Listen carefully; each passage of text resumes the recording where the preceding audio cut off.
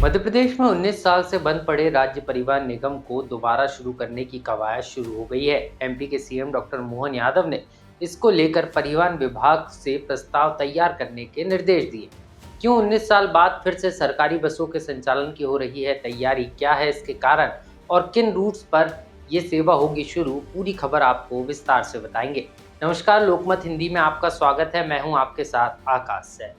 दरअसल मध्य प्रदेश में 19 साल बाद सड़क परिवहन निगम दोबारा से शुरू करने की तैयारी जोरों पर है। राज्य शासन ने परिवहन विभाग को इसके लिए फाइनल ड्राफ्ट बनाने के दिशा निर्देश जारी कर दिए। सीएम की तरफ से जारी किए गए आदेश में परिवहन विभाग से ये खाका तैयार करने को कहा गया है कि सरकारी बसें कैसे और किन रूट्स पर चलेंगी और इन्हें कौन संचालित करेगा, इसका सिस्टम कैसा होगा, इन सभी बिंदुओं को ध्यान में रखते हुए एक फाइनल ड्राफ्ट तैयार करने के निर्देश दिए गए हैं। सरकारी बसें शुरू करने की कवायद पिछले 5 महीने से चल रही है। मुख्यमंत्री डॉक्टर मोहन यादव ने परिवहन विभाग की समीक्षा बैठक में इसके लिए दिशा निर्देश जारी किए थे, जिसके बाद से ही परिवहन विभाग और तमाम जो सर्वे का कार्य था वो पूरा कर लिया गया।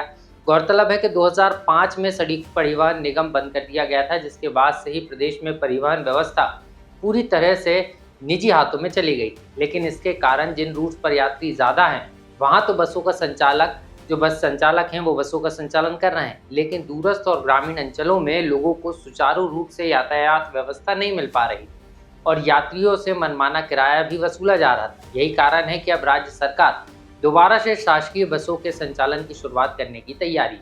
माना जा रहा है कि सरकारी बसों के लिए मध्य प्रदेश में महाराष्ट्र मॉडल अपनाया जा सकता है।